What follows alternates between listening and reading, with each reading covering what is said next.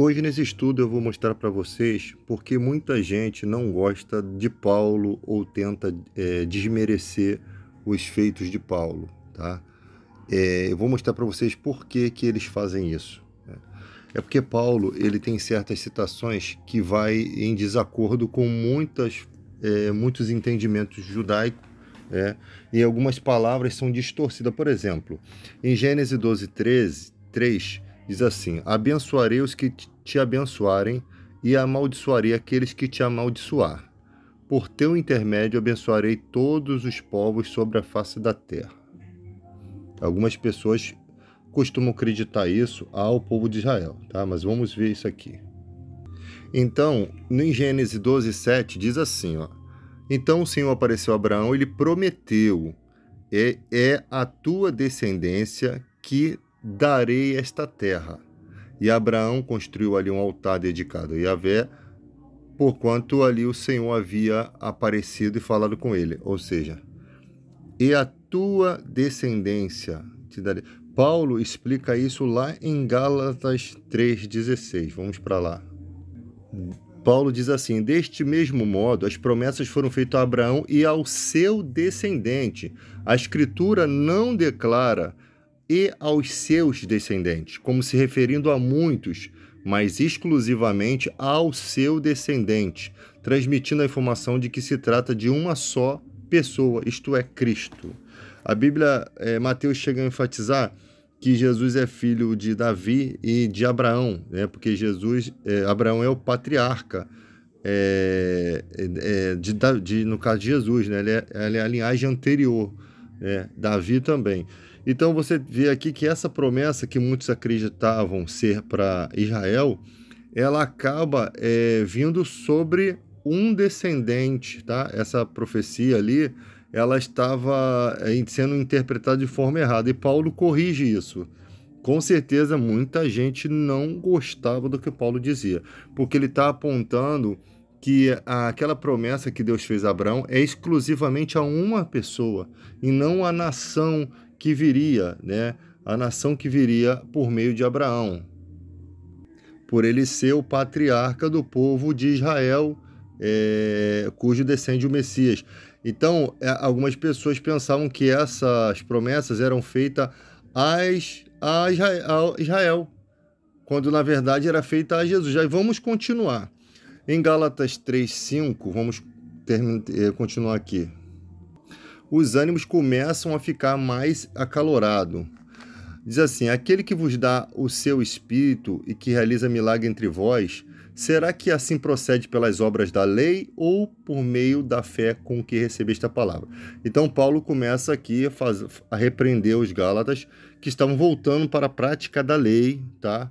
E Paulo faz o questionamento: aquele que vos dá o seu Espírito, o Espírito Santo, que realiza milagre entre vocês, ou seja, vocês presenciam o milagre, ele faz isso procedendo das obras, ou seja, ele começou essa atuação quando vocês estavam na lei, ou ele tem feito por meio da fé que vocês recebeste pela palavra, que é a palavra de Cristo? É uma pergunta, uma indagação que Paulo faz.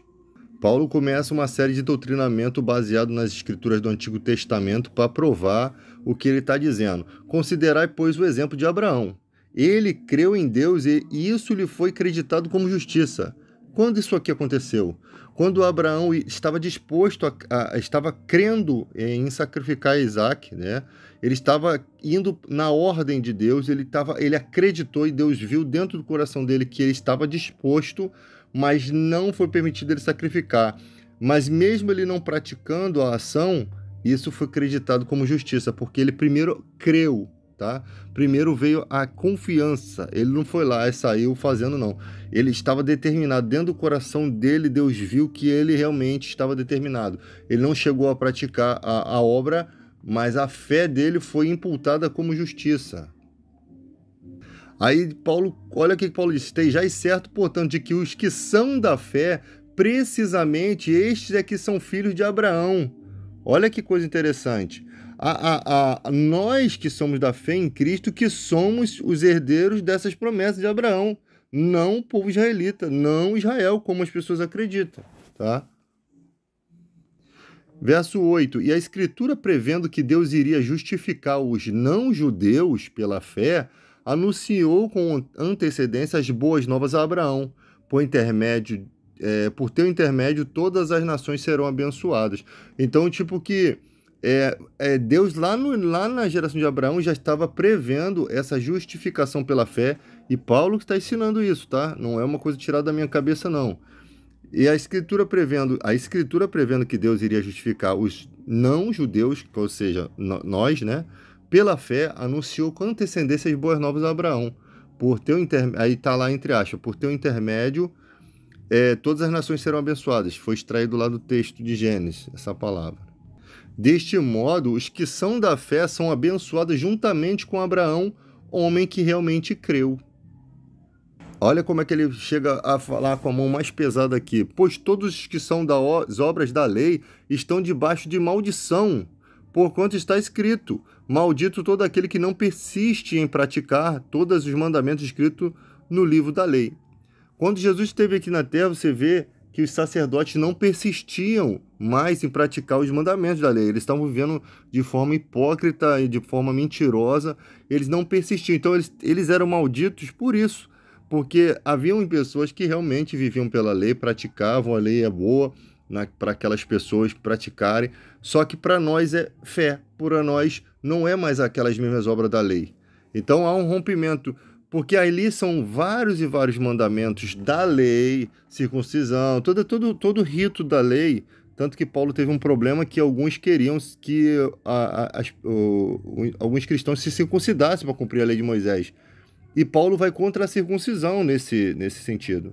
Depois ele circuncida a Timóteo por uma outra situação, mas naquele texto ali, na questão, ele está falando das pessoas, de todas as pessoas que estavam entrando para o cristianismo na época, não era necessário a circuncisão. Ele diz que aquilo ali, ato simbólico, não era nada, não tinha mais.